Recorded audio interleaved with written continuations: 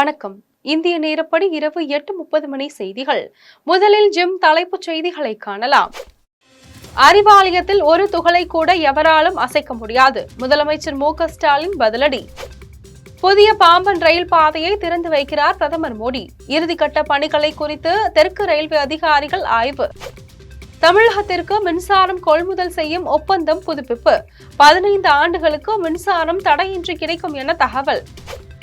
Ukraine அணு உலை மீது ரஷ்யா மீண்டும் ட்ரோன் தாக்குதல். அணு உலையில் இருந்து கதிரியக்கம் வெளியேறவில்லை என தகவல். ஆஸ்திரேலியா இலங்கை இடையே நடைபெற்ற இரண்டாவது ஒருநாள் போட்டி. 174 ரன்கள் வித்தியாசத்தில் இலங்கை அணி அபார வெற்றி. நடிகர் கார்த்தி நடிப்பில் வெளியான வா வாத்தியார் படத்தின் முதல் பாடல். ரசிகர்கள் இணையவாசிகள் உற்சாக கொண்டாட்டம். இனி விரிவான செய்திகளை காணலாம். அறிவாலயத்திலிருந்து எவராலும் ஒரு துகளை கூட அசைக்க முடியாது என்பதுதான் திராவிட முன்னேற்ற கழகத்தின் பெருமை மிக்க வரலாறு என முதலமைச்சர் மு.க. ஸ்டாலின் தெரிவித்துள்ளார். தமிழக பாஜக தலைவர் அண்ணாமலை அண்ணா அறிவாலயத்தின் ஒவ்வொரு செங்கலையும் விடமாட்டேன் என தெரிவித்த கருத்து தொடர்பாக முதலமைச்சர் மு.க. ஸ்டாலின் தொண்டர்களுக்கு கடிதம் எழுதியுள்ளார். அதில் நாளுக்கு நாள் திமுக ஆட்சியில் மக்கள் நலனுக்கான திட்டங்களை அறிவித்து அதனை முழுமையாக செயல்படுத்திடும் வகையில் அயராமல் உழைத்து வருவதால் மக்களின் ஆதரவு பெருகியுள்ளது என்றும், கருணாநிதியின் சிந்தனையிலும் செயலிலும் உருவான கட்சியின் கற்கோட்டையான அறிவாலயத்திலிருந்து செங்கல்லை உருவலாம் என கனவு காண்பவர்கள் எவராலும் அறிவாலயத்தின் ஒரு துகளை கூட அசைக்க முடியாது என்பதுதான் திராவிட முன்னேற்ற கழகத்தின் பெருமைமிக்க வரலாறு என்று தெரிவித்துள்ளார். தமிழ்நாட்டு மக்கள் மனதில் குறிப்பாக பெண்கள், இளைஞர்கள் ஆகியோரிடம் பெரும் செல்வாக்கு பெற்றுள்ள இயக்கமான திராவிட முன்னேற்ற கழகத்தை கள்ள கூட்டணி, திரைமறைவு கூட்டணி, வாக்கை சிதறடிக்க நினைக்கும் கூட்டணி என நம்மை எதிர்ப்பவர்களை எத்தனை கெட்ட போட்டு வந்தாலும் மக்களின் ஆதரவு நம் பக்கம் உள்ளது என குறிப்பிட்டுள்ளார். ராமேஸ்வரத்தில் உள்ள பாம்பன் பாலத்தின் இறுதிக்கட்ட பணிகளை தெற்கு ரயில்வே அதிகாரிகள் ஆய்வு செய்தனர். ராமநாதபுரம் மாவட்டம் மண்டபத்தையும் ராமேஸ்வரத்தையும் இணைக்கும் வகையில் 550 கோடி ரூபாய் மதிப்பீட்டில் பாம்பன் கடலில் நடுவே புதிய ரயில் பாலம் கட்டப்பட்டுள்ளது. இதனை வரும் 28ஆம் தேதி பிரதமர் மோடி திறந்து வைக்கிறார். இதற்காக பொது மேலாளர் RN சிங் உள்ளிட்ட அதிகாரிகள் ஆய்வு செய்தனர். அப்போது பாலத்தின் உறுதித்தன்மை, தூக்கு பாலத்தின் தரம் உள்ளிட்டவைகளை ஆய்வு செய்த அதிகாரிகள் ராமேஸ்வரம் ரயில் நிலையத்திலும் ஆய்வு மேற்கொண்டனர். திறப்பு விழாவில் பிரதமர் மோடி பங்கேற்க உள்ள நிலையில் மண்டபம் மற்றும் பாம்பனில் அதற்கான ஏற்பாடுகளை ரயில்வே அதிகாரிகள் செய்து வருகிறார்கள். மேலும் ராமேஸ்வரம் முழுவதும் பாதுகாப்பு ஏற்பாடுகள் தீவிரமாக நடைபெற்று வருகிறது. உக்ரைன் அணு உலை மீது ரஷ்யா ட்ரோன் தாக்குதல் நடத்தியுள்ளது. உக்ரைன் ரஷ்யா இடையேயான போர் இன்று 1086வது நாளாக நீடித்து வருகிறது. இந்த போரில் ஆயிரக்கணக்கானோர் உயிரிழந்துள்ளனர். இந்த போரை முடிவுக்கு கொண்டுவர அமெரிக்க அதிபர் டொனால்டு டிரம்ப் முயற்சித்து வருகிறார். போர் தொடர்பாக ரஷ்ய அதிபருடன் டொனால்டு டிரம்ப் பேச்சுவார்த்தை நடத்தியுள்ளார். அதேவேளை தங்கள் கருத்துக்களை கேட்காமல் அமைதி பேச்சுவார்த்தை சாத்தியமில்லை என்று உக்ரைன் அதிபர் செலன்ஸ்கி தெரிவித்துள்ளார். இந்நிலையில் செர்னோபில் அணு உலை மீது ரஷ்யா இன்று ட்ரோன் தாக்குதல் நடத்தியுள்ளது. இந்த தாக்குதலால் அணு உலையின் மேற்கூரை தீப்பற்றி எரிந்தது. இதையடுத்து விரைந்து வந்த மீட்பு குழுவினர் பற்றி எரிந்த தீயை அணைத்தனர். இந்த தாக்குதலில் அணு உலையில் இருந்து கதிரியக்கம் வெளியேறவில்லை என தெரிவிக்கப்பட்டுள்ளது. அமெரிக்கா இந்தியாவிற்கு F-35 ரக ஜெட் விமானங்களை வழங்கும் என்று டொனால்டு டிரம்ப் தெரிவித்துள்ளார். பிரதமர் மோடியுடனான சந்திப்பு குறித்து பேசிய அமெரிக்க அதிபர் டொனால்டு டிரம்ப், இந்தியாவிற்கு எண்ணெய் மற்றும் இயற்கை எரிவாயுவை வழங்கும் நாடாக அமெரிக்கா இருக்கும் என்றும், இந்த ஆண்டு முதல் இந்தியாவுக்கு அதிக அளவிலான ராணுவ தளவாடங்களை விற்பனை செய்ய உள்ளதாக கூறினார். மேலும் இந்தியாவுக்கு F-35 ரக ஜெட் விமானங்களை வழங்க உள்ளதாகவும், உலகம் முழுவதும் தீவிர இஸ்லாமிய பயங்கரவாதத்தின் அச்சுறுத்தலை எதிர்கொள்ள இந்தியாவும் அமெரிக்காவும் முன்பு இல்லாத அளவுக்கு இணைந்து செயல்படும் என்றார். தொடர்ந்து பேசிய டிரம்ப், 2030ஆம் ஆண்டுக்குள் இரு நாடுகளின் வர்த்தக பரிவர்த்தனை 500 பில்லியன் அமெரிக்க டாலர்களாக இலக்கை நிர்ணயித்துள்ளதாகவும், விரைவில் இரு நாடுகளுக்கு இடையே பல்வேறு வர்த்தக ஒப்பந்தங்கள் கையெழுத்தாவதை உறுதி செய்துள்ளதாக அவர் பேசினார். திருவண்ணாமலையில் சுமார் 17 கோடி மதிப்பில் மாட வீதிகள் சிமெண்ட் சாலைகளாக மற்றும் 2ஆம் கட்ட பணிகளை அமைச்சர் ஏவா வேலு துவக்கி வைத்தார். திருவண்ணாமலை மாட வீதிகளை சிமெண்ட் சாலையாக மாற்றுவேன் என கடந்த தேர்தல் அறிக்கையில் பொதுப்பணித்துறை அமைச்சர் ஏவா வேலு அவர்கள் அறிவித்திருந்தார். அதன்படி முதல் கட்டமாக 1.4 கிலோமீட்டர் தூரம் கொண்ட மாட வீதி சாலைகளை சுமார் 17 கோடி மதிப்பில் கே கோபுர தெரு முதல் பெரிய தெரு காந்தி சிலை வரை சிமெண்ட் சாலையாக கடந்த ஆண்டு அமைக்கப்பட்டது. தற்போது இரண்டாம் கட்டமாக தேரட்டி வீதி முதல் திருவூடல் வீதி வரை 1.7 கிலோமீட்டர் தூரம் கொண்ட சாலையை சுமார் 15 கோடி ரூபாய் மதிப்பில் சிமெண்ட் சாலையாக அமைக்கும் பணிகளை பொதுப்பணித்துறை அமைச்சர் ஏவா வேலு கலந்து கொண்டு துவக்கி வைத்தார்.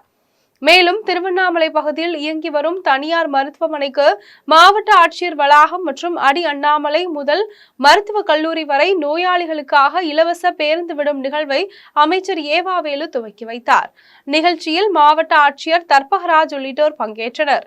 கும்மிடிப்பூண்டி அருகே ஆக்கிரமிப்பு வீடுகளை அகற்ற வந்த வருவாய்த்துறையினரை பொதுமக்கள் தடுத்து எதிர்ப்பு தெரிவித்து போராட்டத்தில் ஈடுபட்டனர். திருவள்ளூர் மாவட்டம் கும்மிடிப்பூண்டி அருகே மேல்பாக்கம் கிராமத்தில் வனத்துறைக்கு சொந்தமான நிலத்தை ஆக்கிரமித்து 66 வீடுகள் கட்டப்பட்டிருந்தன. இதனை அகற்ற கோரி தனிநபர்கள் நீதிமன்றத்தில் வழக்கு தொடரப்பட்டது. இதையடுத்து ஆக்கிரமிப்பு வீடுகளை அகற்ற நீதிமன்றம் உத்தரவிட்டது.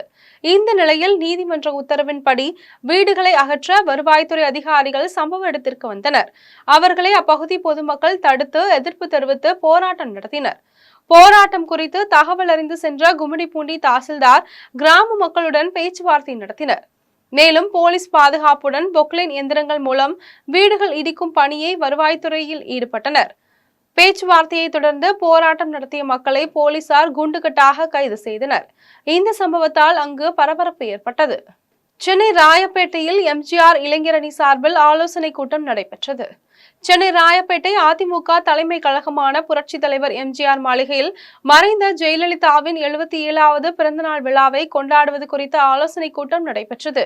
மேலும் எதிர்வரும் சட்டமன்ற தேர்தலில் பணியாற்ற வேண்டிய யூகங்கள் குறித்து கழக எம்ஜிஆர் இளைஞரணி சார்பில் கழக எம்ஜிஆர் இளைஞர் அணி மாநில செயலாளர் முன்னாள் அமைச்சர் சிவபதி தலைமையில் ஆலோசனை கூட்டம் நடைபெற்றது. இந்த கூட்டத்தில் கழக அவைத்தலைவர் தமிழ்மகன் உசேன், முன்னாள் அமைச்சர்கள் ஜெயக்குமார், விஜயபாஸ்கர், வளர்மதி, ரமணா உள்ளிட்ட கழக நிர்வாகிகள் கலந்து கொண்டனர். திருப்பூரில் மெத்தபெட்டமைன் போதைப் பொருள் பயன்படுத்திய 5 பேரை போலீசார் கைது செய்தனர்.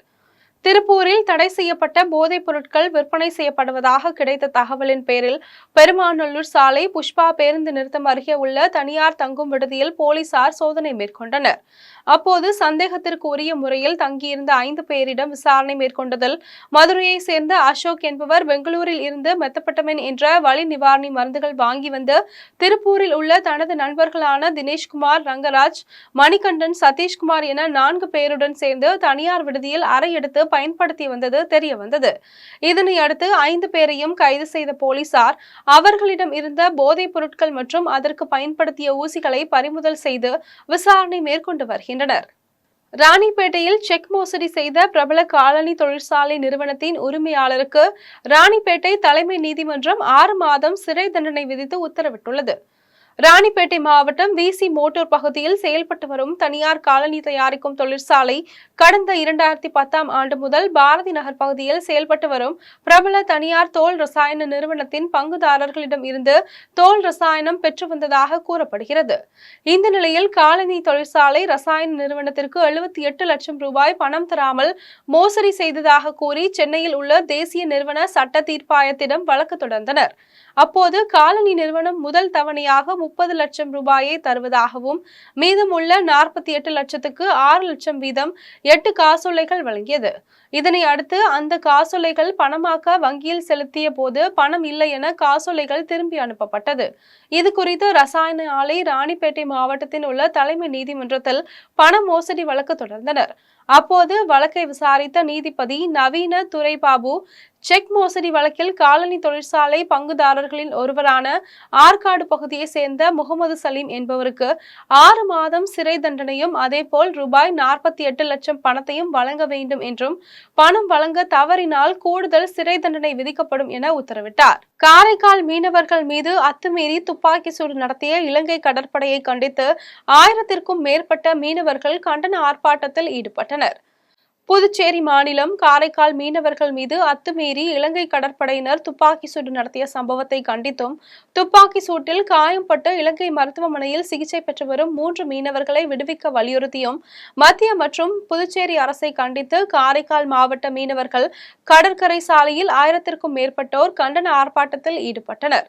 இதில் காரைக்கால், நாகை மற்றும் மயிலாடுதுறை மாவட்டங்களை சேர்ந்த மீனவர்கள் கலந்து கொண்டு இலங்கை அரசு மற்றும் இந்திய அரசை கண்டித்து கண்டன கோஷங்களை எழுப்பி ஆர்ப்பாட்டத்தில் ஈடுபட்டனர். அப்பொழுது மீனவர்கள் திடீரென்று சாலை மறியலில் ஈடுபட முயன்றதால் அப்பகுதியில் பெரும் பரபரப்பு ஏற்பட்டது. உடனடியாக நடவடிக்கை எடு. இந்திய அரசு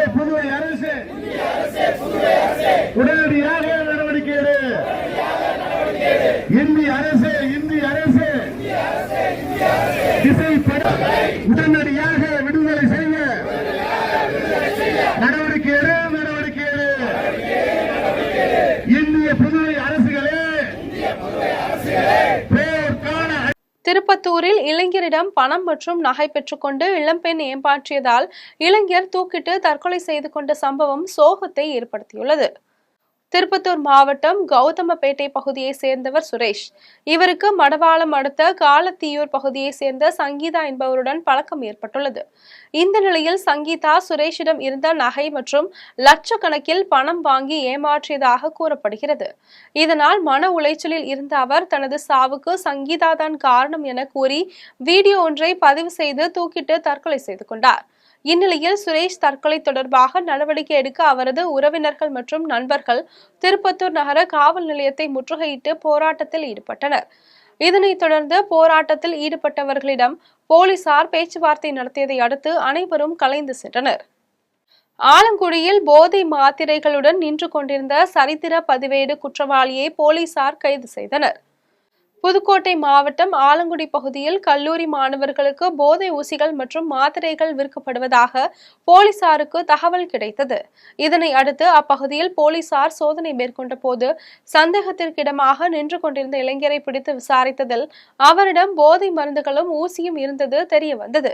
மேலும் அவர் பள்ளத்தி விடுதி வடக்குப்பட்டி கிராமத்தை சேர்ந்த சுப்பிரமணியன் என்பதும் மாணவர்கள் மற்றும் இளைஞர்களுக்கு விற்பனை செய்வதற்காக அவற்றை கொண்டு வந்ததும் தெரிய வந்தது. இதனை அடுத்து போதைப் பொருட்களை பறிமுதல் செய்த போலீசார் சரித்திர பதிவேடு குற்றவாளியை கைது செய்து ஆலங்குடி நீதிமன்றத்தில் ஆஜர்படுத்தி புதுக்கோட்டை மாவட்ட சிறையில் அடைத்தனர். தூத்துக்குடி மாவட்டம் சங்கர ராமேஸ்வரர் ஆலயத்திற்கு வருகை தரும் காதல் ஜோடிகளுக்கு திருமணம் செய்து வைக்க முயன்ற இந்து மக்கள் கட்சியினரை போலீசார் கைது செய்தனர். தூத்துக்குடியில் காதலர் தினத்தையொட்டி தூத்துக்குடி பாகம்பிரியால் உடனுரை சங்கர ராமேஸ்வரர் ஆலயத்திற்கு வருகை தரும் காதல் ஜோடிகளுக்கு இலவச திருமணம் செய்து வைக்கப்படும் என இந்து மக்கள் கட்சி சார்பில் அறிவிப்பு வெளியிடப்பட்டது. இதைத் தொடர்ந்து சிவன் கோவில் முன்பு காவல்துறையினர் பாதுகாப்பு பணியில் ஈடுபட்டிருந்தனர். இந்நிலையில் கோவிலுக்கு வருகை தந்த காதல் ஜோடிக்கு திருமணம் செய்து வைக்க முயற்சி செய்த இந்து மக்கள் கட்சியை சேர்ந்த மாநில அமைப்பு செயலாளர் சுந்தர், மாவட்ட தலைவர் வீரமுருகன் உள்ளிட்ட 4 பேரை காவல்துறையினர் கைது செய்தனர். மேலும் இந்து மக்கள் கட்சி மாநில செயலாளர் வசந்தகுமாரை வீட்டு காவலில் வைத்துள்ளனர். இந்த சம்பவம் அப்பகுதியில் பெரும் பரபரப்பை ஏற்படுத்தியது. புவனகிரி வட்டாட்சியர் அலுவலகத்தில் மாற்றுத்திறனாளிகளுக்கான சிறப்பு முகாம் நடைபெற்றது. கடலூர் மாவட்டம் புவனகிரி வட்டாட்சியர் அலுவலகத்தில் சிதம்பரம் கோட்ட அளவிலான மாற்றுத்திறனாளிகளுக்கான சிறப்பு முகாம் நடைபெற்றது. இந்த முகாமில் சிதம்பரம் சார் ஆட்சியர் கிஷன்குமார் பங்கேற்று மாற்றுத்திறனாளிகளின் பல்வேறு கோரிக்கை மனுவை அவரவர் இருப்பிடத்திற்கே சென்று அவர்களின் குறைகளை கேட்டறிந்து மனு மீதான கோரிக்கைகளை நிறைவேற்ற நடவடிக்கை எடுப்பதாக கூறினார்.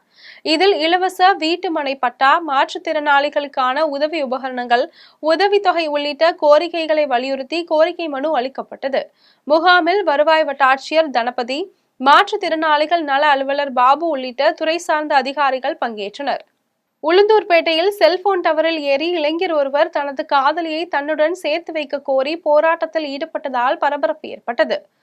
கள்ளக்குறிச்சி மாவட்டம் உளுந்தூர்பேட்டை அங்காளம்மன் கோவில் தெருவை சேர்ந்த ஹலீம் என்பவர் சென்னையில் உள்ள தனியார் நிறுவனத்தில் பணிபுரிந்து வந்துள்ளார்.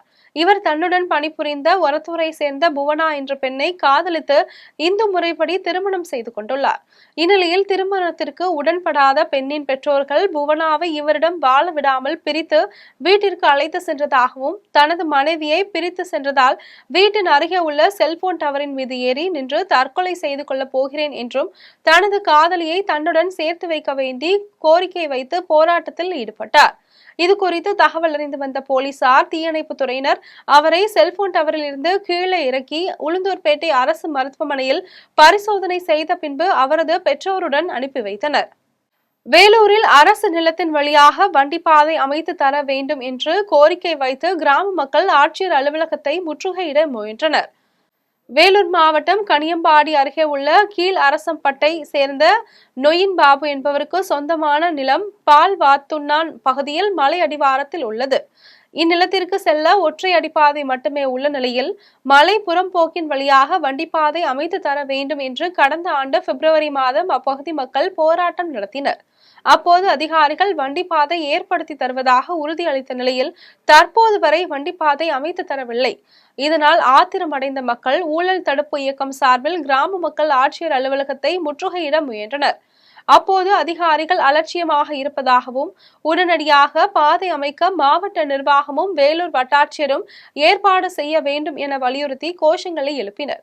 இதனை அடுத்து அங்கு பணியில் இருந்த போலீசார் அவர்களை தடுத்து நிறுத்தியதை அடுத்து புகார் மனுவை அளித்து சென்றனர். உங்க பேருமா? பெனாத்தூர். உன் பேர்? என் பேர் புகழேந்தி. சொல்லுங்க. எங்க அம்மா பேர் வேண்டாம், அவங்களுடைய மகள் நான். எனக்கு சொத்து சம்மதம் வந்து என்னன்னா பாட்டியா வீடு. அதனால இப்போ அங்க இருக்கிற எதுவா இருந்தாலும் தேங்காவோ ஒரு நெல்லோ மாங்காய் எதுவாக இருந்தாலும் வெளியில் எடுத்துன்னு போகிறதுக்கு வழி கிடையாது. விவசாயம் எதுவாக இருந்தாலும் உரம் எடுத்துன்னு போகிறதுக்கு கூட வழி கிடையாது. போகிறதுக்கு வழி கிடையாது, வரத்துக்கு வழி கிடையாது. ஆனால் ஒரு ஆள் போகலாம், 2 ஆள் போகலாம், அதுக்கப்புறம் வழி கிடையாது சார். அதனால தான் நாங்கள் அப்போத்துலேருந்து இப்போ வரைக்கும் வழி விடுங்கன்னு சொல்லிட்டு எங்கள் தாத்தாலேருந்து எங்கள் மாமாலேருந்து நாங்கள் இருக்கிற வரைக்கும், எங்கள் புத்தி தெரிஞ்சிருக்கிற வரைக்கும் சண்டை தான் சார் இது வரைக்கும் பார்த்துருக்கோம். ஆனால் நீங்கள் தயவு செய்து எப்படியாச்சும் வழியை வாங்கி கொடுக்கணுன்ட்டு நான் வேண்டி உங்களை கேட்டுக்கொள்கிறேன். இது முன்னாடியே மனு கொடுத்துருக்காங்க. அது வந்து கொடுக்குறேன்னு சொல்லிட்டு அதுக்கப்புறமா கொடுக்கவே கிடையாது. ஸ்ரீபெரும்புதூரில் அதிமுக முன்னாள் நகர செயலாளர் குமாரின் 1ஆம் ஆண்டு நினைவு தினம் அனுசரிக்கப்பட்டது. காஞ்சிபுரம் மாவட்டம் ஸ்ரீபெரும்புதூரில் அதிமுக முன்னாள் நகர செயலாளர் குமாரின் 1ஆம் ஆண்டு நினைவு தினத்தையொட்டி காஞ்சிபுரம் மாவட்ட செயலாளரும் முன்னாள் அமைச்சருமான சோமசுந்தரம் கலந்து கொண்டு அவரது திருவுருவ படத்திற்கு மாலை அணிவித்து மலர் தூவி மரியாதை செலுத்தினார். பின்னர் ஏழை எளிய மக்களுக்கு அன்னதானம் வழங்கினார். இதில் மாவட்ட துணை செயலாளர் செந்தில்ராஜன், அதிமுக நகர செயலாளர் மோகன், அதிமுக கட்சி நிர்வாகிகள், ஒன்றிய மகளிர் அணிகள் கலந்து கொண்டு மரியாதை செலுத்தினர். பழனி முருகன் திருவடியில் வைத்து பூஜை செய்த ஒரு எலுமிச்சை பழம் 5,09,000 ரூபாய்க்கு ஏலம் போனது. புதுக்கோட்டை மாவட்டம் திருவரங்குளம் வல்லநாட்டை செட்டியார் சமூகத்தினர் தைப்பூச திருநாளை சுமார் 300க்கும் மேற்பட்டோர் பழனிக்கு சென்று விமர்சையாக கொண்டாடினர்.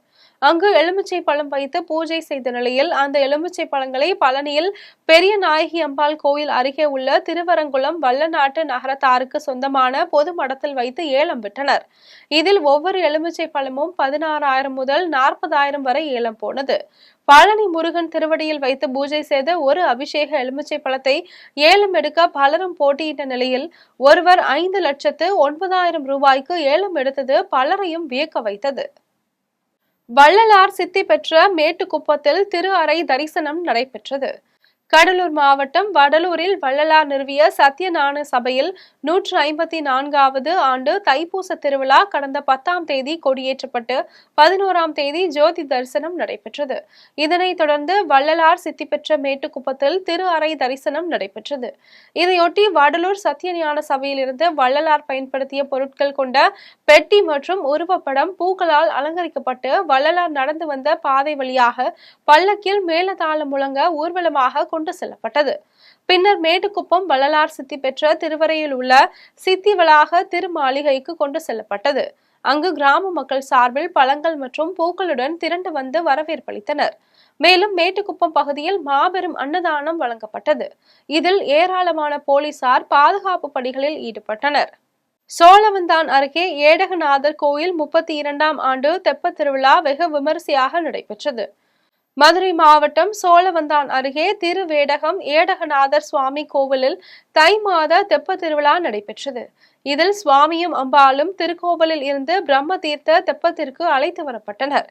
பின்னர் உலக நன்மைக்காக சுவாமிக்கும் அம்பாளுக்கும் சிறப்பு அபிஷேக அலங்கார தீபாராதனை நடைபெற்றது.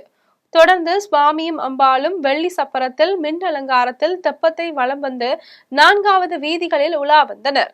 அப்போது கிராம மக்கள் மற்றும் பக்தர்கள் சுவாமி தரிசனம் செய்தனர். இனி வருவது உலக செய்திகள்.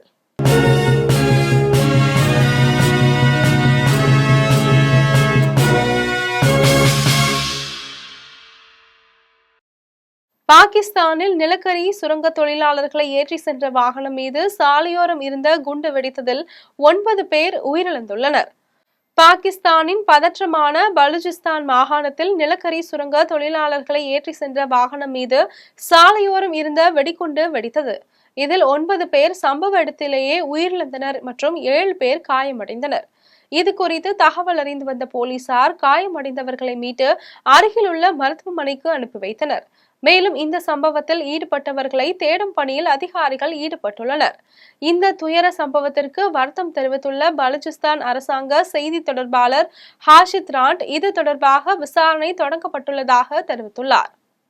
இனி வருவது விளையாட்டுச் செய்திகள்.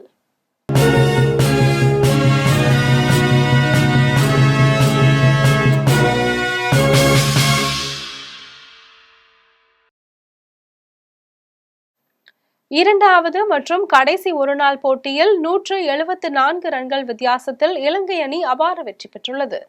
ஆஸ்திரேலியா கிரிக்கெட் அணி இலங்கையில் சுற்றுப்பயணம் மேற்கொண்டு 2 போட்டிகள் கொண்ட ஒருநாள் தொடரில் விளையாடியது.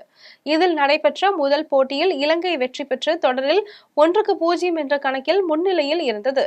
இதனை அடுத்து இவ்விரு அணிகள் இடையிலான இரண்டாவது மற்றும் கடைசி ஒருநாள் போட்டி இன்று நடைபெற்றது. இதில் டாஸ் வென்று முதலில் பேட்டிங் செய்த இலங்கை 50 ஓவர்களில் 4 விக்கெட்டுகளை இழந்து 281 ரன்கள் அடித்தது. அதிகபட்சமாக குசல் மெண்டிஸ் 101 ரன்கள் அடித்தார். இதனை அடுத்து 282 ரன்கள் அடித்தால் வெற்றி என்ற இலக்கை நோக்கி களம் இறங்கிய ஆஸ்திரேலிய அணி இலங்கையின் அபார பந்து வீச்சை சமாளிக்க முடியாமல் சீரான இடைவெளியில் விக்கெட்டுகளை இழந்தது. வெறும் 24.2 ஓவர்கள் மட்டுமே தாக்குப்பிடித்த ஆஸ்திரேலியா 107 ரன்களில் ஆல் அவுட் ஆனது. இதனால் 174 ரன்கள் வித்தியாசத்தில் அபார வெற்றி பெற்ற இலங்கை தொடரையும் 2-0 என்ற கணக்கில் கைப்பற்றி அசத்தியது. மீண்டும் ஜிம் தலைப்புச் செய்திகள். அறிவாலயத்தில் ஒரு துகளை கூட எவராலும் அசைக்க முடியாது. முதலமைச்சர் மு.க. ஸ்டாலின் பதிலடி. புதிய பாம்பன் ரயில் பாதையை திறந்து வைக்கிறார் பிரதமர் மோடி. இறுதிக்கட்ட பணிகளை குறித்து தெற்கு ரயில்வே அதிகாரிகள் ஆய்வு. தமிழகத்திற்கு மின்சாரம் கொள்முதல் செய்யும் ஒப்பந்தம் புதுப்பிப்பு. 15 ஆண்டுகளுக்கு மின்சாரம் தடையின்றி கிடைக்கும் என தகவல். உக்ரைன் அணு உலை மீது ரஷ்யா மீண்டும் ட்ரோன் தாக்குதல். அணு உலையில் இருந்து கதிர் இயக்கம் வெளியேறவில்லை என தகவல். ஆஸ்திரேலியா இலங்கை இடையே நடைபெற்ற இரண்டாவது ஒருநாள் போட்டி 174 ரன்கள் வித்தியாசத்தில் இலங்கை அணி அபார வெற்றி. நடிகர் கார்த்தி நடிப்பில் வெளியான வா வாத்தியார் படத்தின் முதல் பாடல் ரசிகர்கள் இணையவாசிகள் உற்சாக கொண்டாட்டம். இத்துடன் ஜிம் செய்திகள் நிறைவடைகின்றன. மீண்டும் செய்திகள் நள்ளிரவு 12 மணிக்கு. உடனுக்குடன் செய்திகளை காண gemlive.tv என்ற இணையதளத்தில் இணைந்திருங்கள். நன்றி, வணக்கம்.